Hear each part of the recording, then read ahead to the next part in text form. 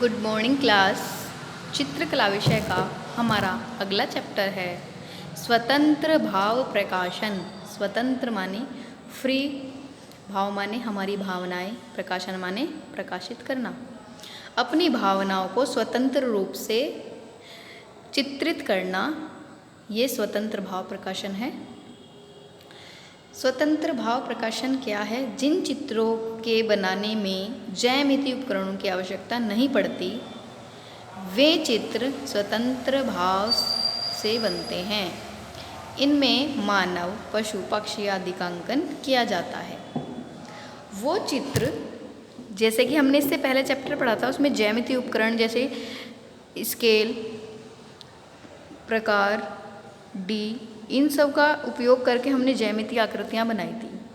पर जो स्वतंत्र भाव प्रकाशन के चित्र बनाए जाते हैं, उसमें ना तो स्केल का यूज होता है, ना डी, ना प्रकार का यूज होता है। केवल हम पेंसिल से जो भी हमें लाइन खींचनी है, वो पेंसिल से ही चित्र बनाना होता है। उसको स्वतंत्र भाव प्रकाशन कहते हैं। इसके अंतर्गत मानव यानी कि मनुष्य, पशु पक्षियों के चित्र बनाए जाते हैं।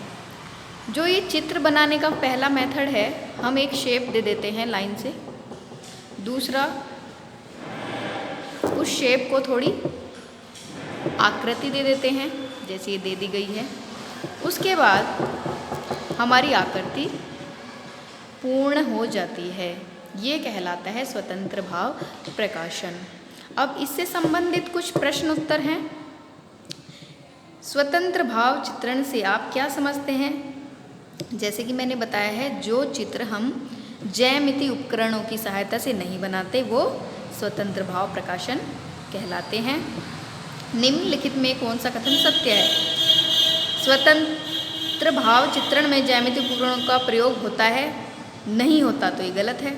स्वतंत्र भाव चित्रण में ज्यामितीय उपकरणों का प्रयोग नहीं होता, ये सही है, क्योंकि उसमें उपयोग नहीं होता। स्वतंत्र भाव चित्रण में ज्यामितीय उपकरण अवश्य प्रयोग किए जाते हैं, बिल्कुल भी नहीं किए जाते, तो ये भी गलत है, ये भी गलत है, ये सत्य है।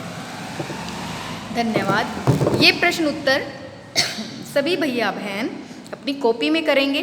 मैं इनका आंसर आपको सेंड कर देती हूँ। Thank you.